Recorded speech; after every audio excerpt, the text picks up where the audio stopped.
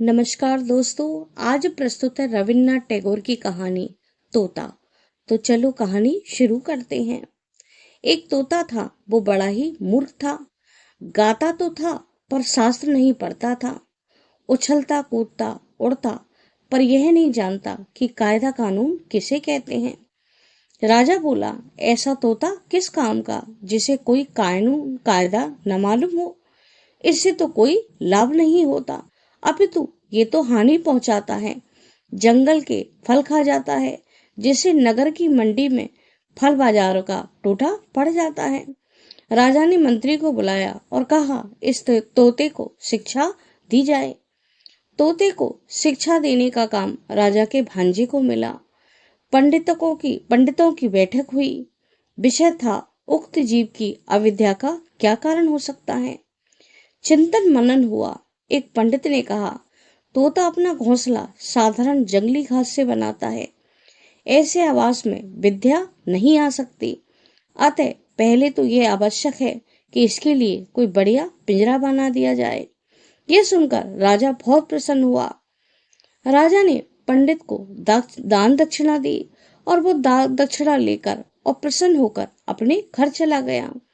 उसके बाद सुनार को बुलाया गया। वह सोने का पिंजरा बनाने में जुट गया।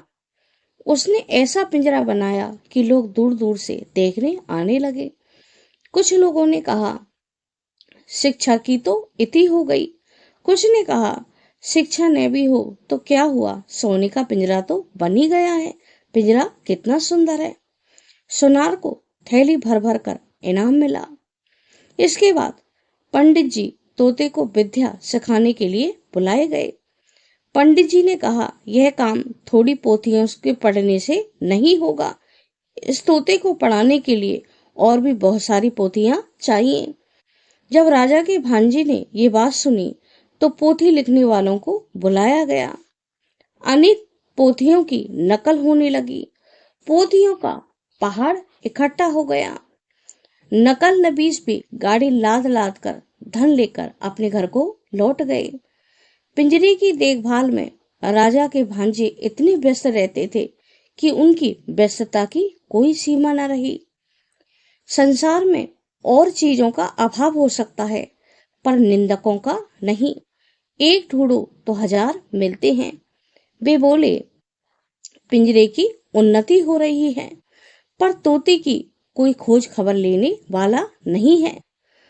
जब निंदकों की यह बात राजा के कान में पड़ी तो राजा ने अपने भांजे को बुलाया और कहा, नगर में ये कैसी चर्चा हो रही है।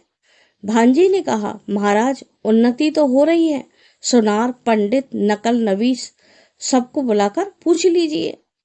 निंदकों को धन लाभ नहीं मिला है, इसीलिए वो ऐसी ऊंची बातें कर रहे हैं।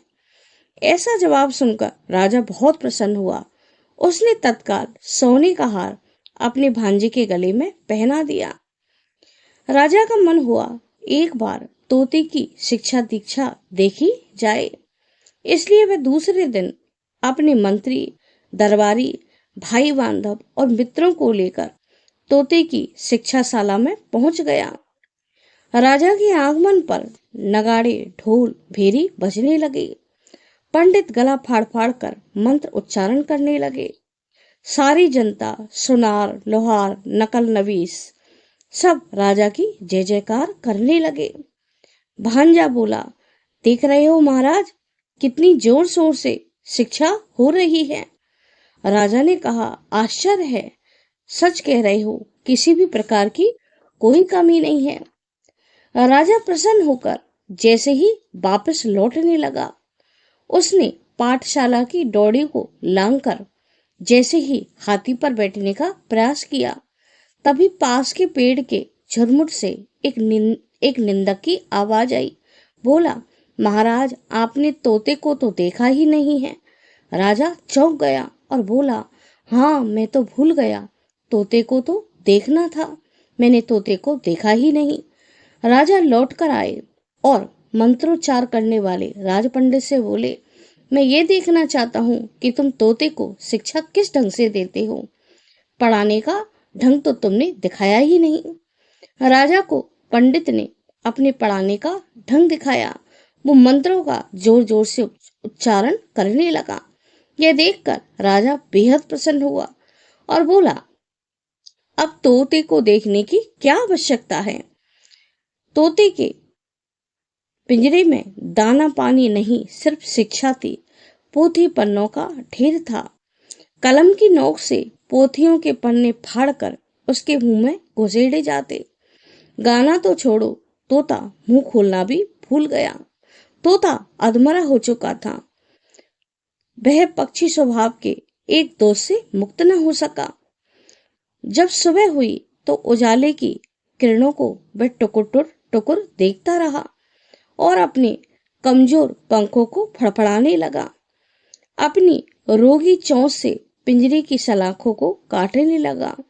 यह देख कोतवाल बोला, ये कैसी बेअदबी कर रहे हो तोते।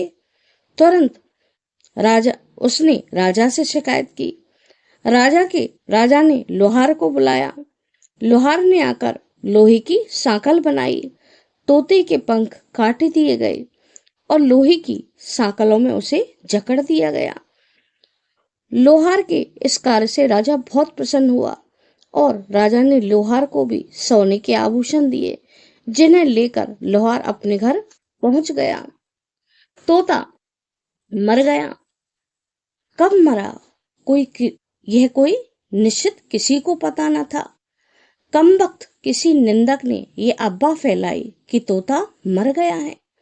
जब राजा को इस बात का पता चला तो उसने क्रोधित होकर अपने भांजे को बुलाया और कहा, ये सब मैं क्या सुन रहा हूँ, क्या तोता मर गया है। भांजे ने कहा, नहीं महाराज, उसकी शिक्षा पूरी हो गई है। तोता अब पहले की तरह न उछलता है, न कूदता है, न गाना गाता है और न दाने के लिए शोर मचाता है। वह तो अपनी ज्ञान के चिंतन में लीन रहता है। थैंक यू दोस्तों। अगर आपको मेरी ये छोटी सी कहानी पसंद आती है तो प्लीज मेरे चैनल को लाइक करें।